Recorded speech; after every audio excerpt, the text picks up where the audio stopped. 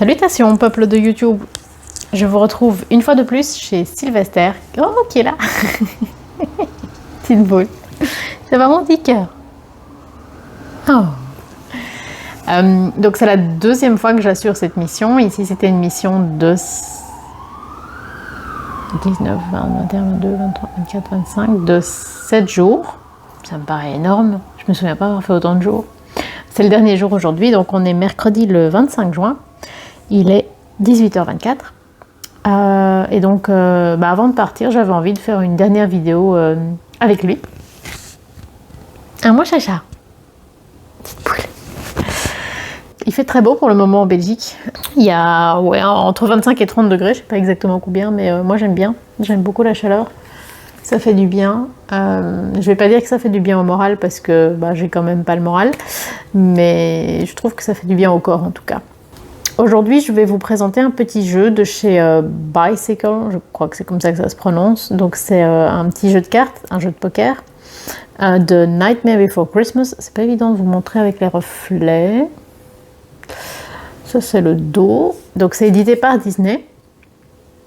C'est un jeu de 2023. United States Playing Card Company.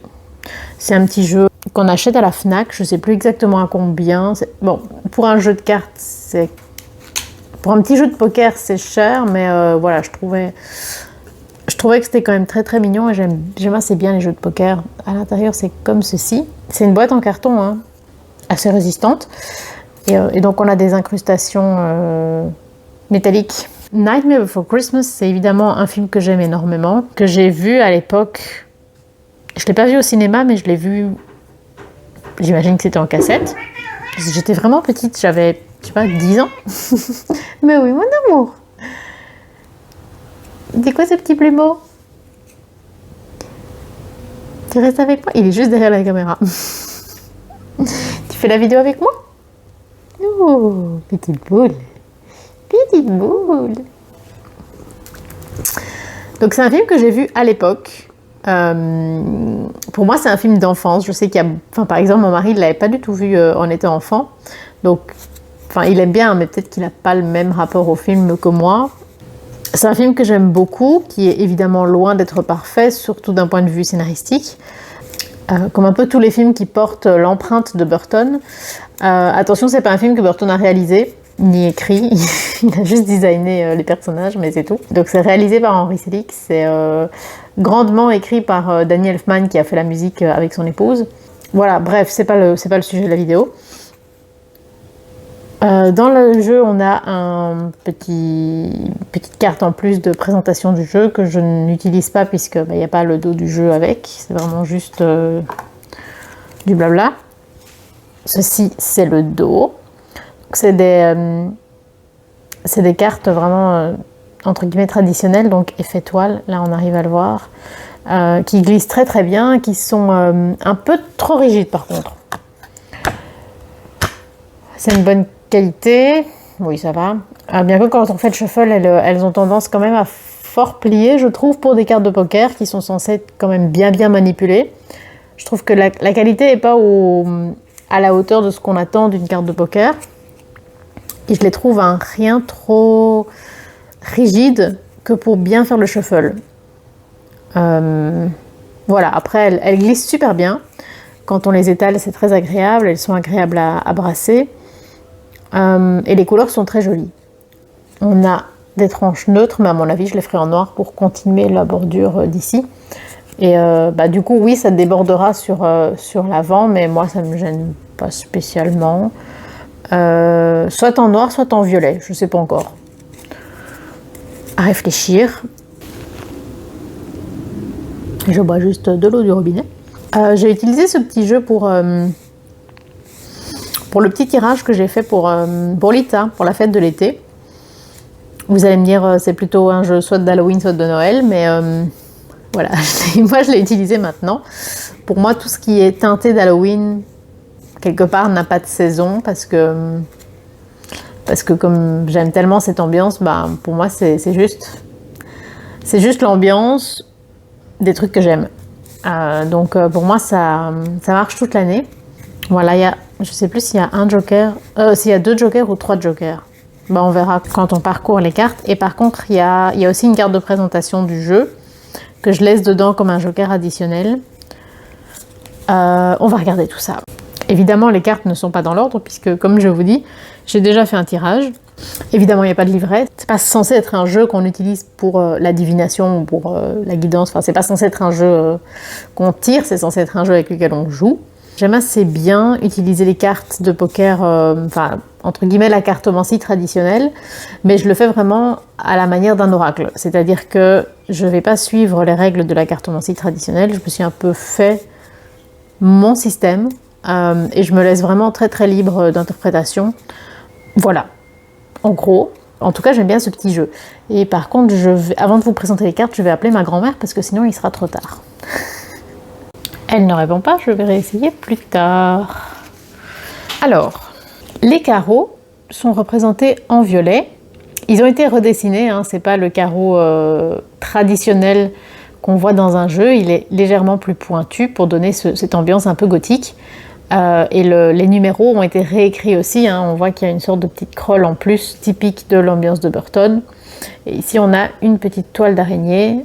Les cartes ne sont pas toutes les mêmes. C'est pas illustré par des scènes de vie genre comme un rider, mais il y a quand même des choses à observer. Et je vais vérifier si genre tous les 6 sont les mêmes ou enfin voilà, on va regarder ensemble. Le valet de trèfle, on a le scientifique. La dame de trèfle, on a le maire. Je sais pas s'ils ont vraiment réfléchi à mettre les personnages d'une manière qui colle à la cartomancie traditionnelle, parce que je vous dis, je la connais vraiment pas trop. Donc voilà, moi je me laisse vraiment porter par ce que je vois sur la carte, ce que je connais des personnages et ma vision de la cartomancie, quoi. Le 8 de cœur, où on voit que dans un des 8, il y a un petit monstre comme un visage creusé dans une citrouille, quoi, mais c'est très joli. Le cœur est peut-être un peu plus pointu, mais ça se voit moins sur le cœur, je trouve, que sur d'autres formes. Le 2 de carreau. De nouveau, on a un petit visage qui crie, comme sur le 8. Sur le 5 de carreau, on a une petite araignée. Vous voyez que le rouge a été remplacé par du violet, hein, puisque normalement les carreaux et les cœurs sont rouges.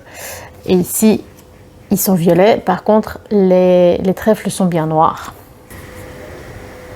Le 3 de trèfle, avec un petit visage. Les trèfles, clairement, ont été redesignés aussi. Ça fait un peu comme une petite moustache. C'est très mignon. On a le 5 de cœur avec un petit chat. Ici, on remarque, donc, les 5, clairement, ne sont pas tous les mêmes, puisque le 5 de cœur, il y a un chat. Le 5 de carreau, il y a une petite araignée. Le 10 de cœur avec une toile d'araignée. Le valet de cœur, c'est le Père Noël ou Père Soleil, du coup, je ne sais pas comment il faut dire. Je vais peut-être garder les cartes de cours à part, pour qu'on les regarde après. Je fais plein de tas différents, c'est très compliqué. Alors, le 6 de pique, le pique ressemble un peu au trèfle, mais bon, on voit très bien la différence entre les deux, mais il y a vraiment cette même ambiance. Hops. Le 8 de carreau. Ici, on voit que le 8 de carreau et le 8 de cœur sont alignés. C'est le même principe. On a un joker avec un petit monstre citrouille. Le roi de pique qui est Jack. Le 2 de pique avec une araignée. Le 5 de pique avec un petit chat.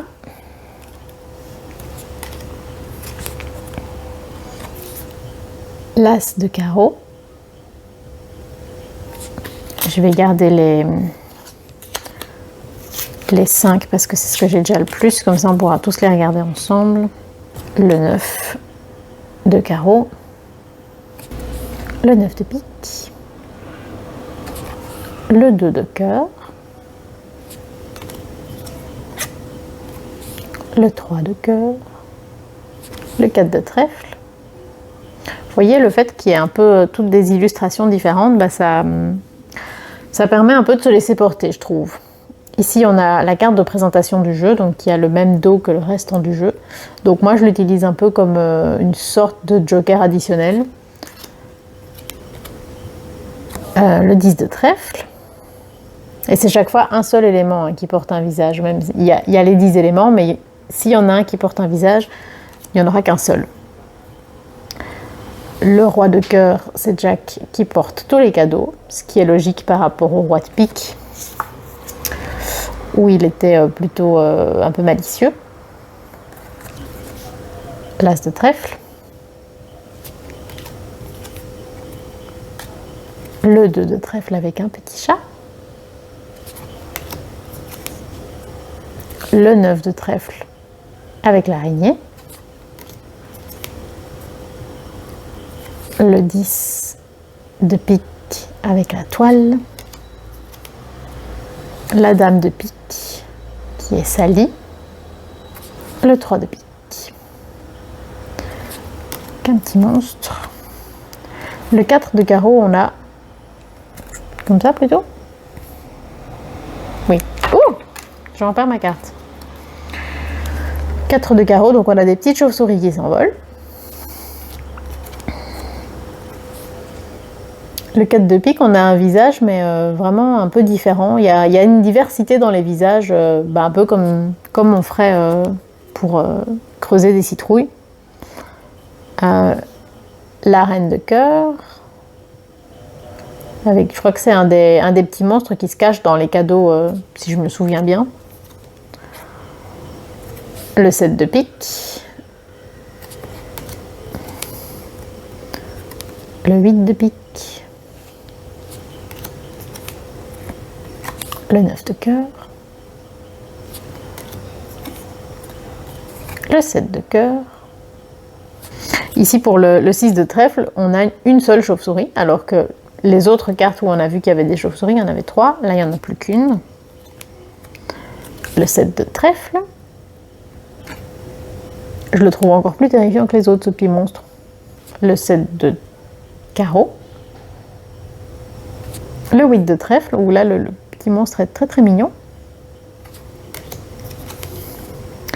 Le 5 de trèfle. Un autre joker avec un petit chat dans la boîte. Je trouve que c'est chouette.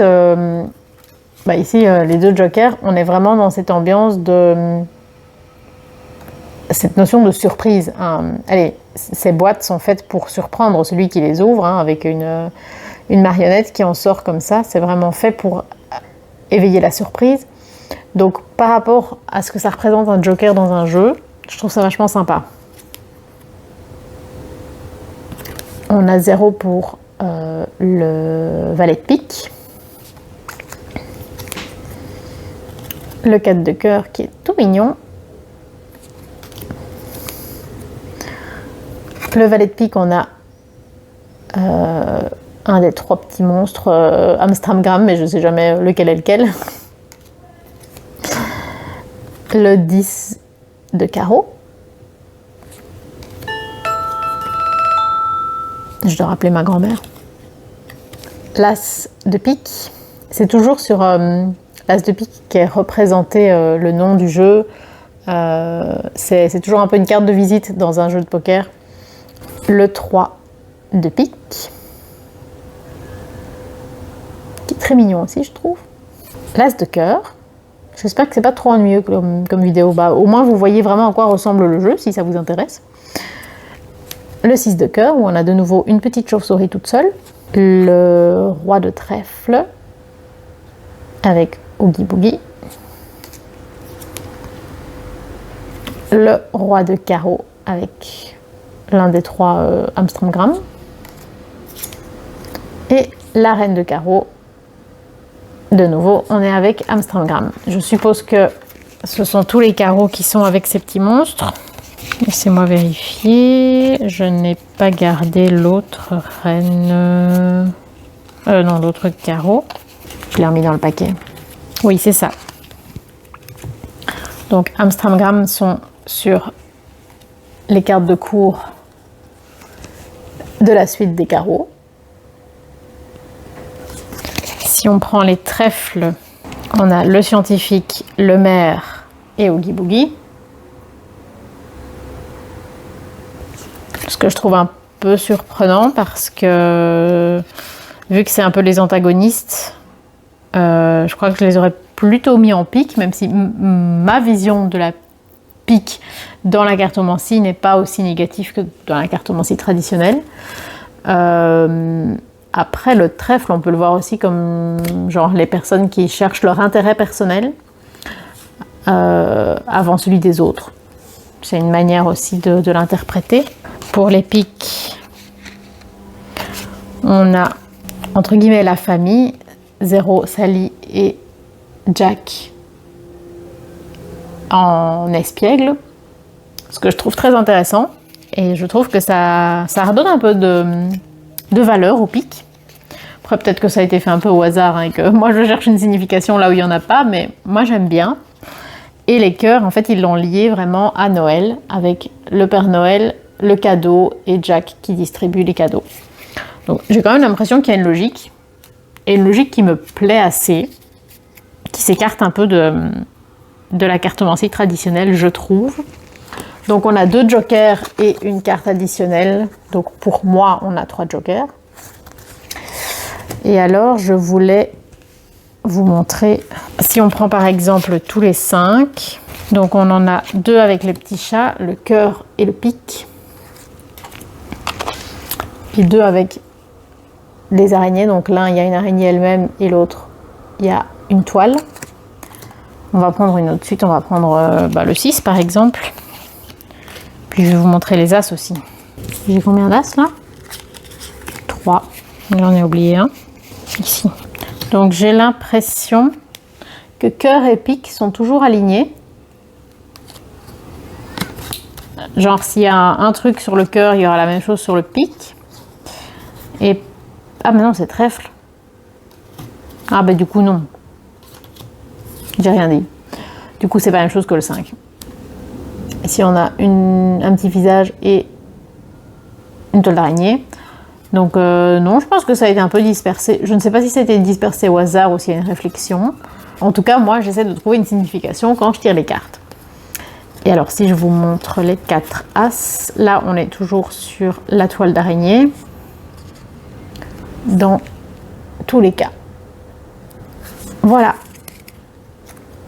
Ben, j'espère que cette petite présentation vous aura plu. C'était tout simple, tout court, mais bon, en même temps, il n'y a peut-être pas spécialement besoin de soliloquer pendant 3 heures pour un petit jeu. Voilà, n'hésitez pas à me dire si vous connaissiez ce jeu, ou si je vous ai peut-être donné envie de l'acquérir. Ici, c'est mon dernier jour avec Sylvester, donc là, je vais bientôt y aller parce que j'ai un autre garde-chat aussi, après celui-ci. Donc voilà, on va se dire au revoir. Et bien sur ce, prenez soin de vous. Je vous souhaite longue vie et prospérité.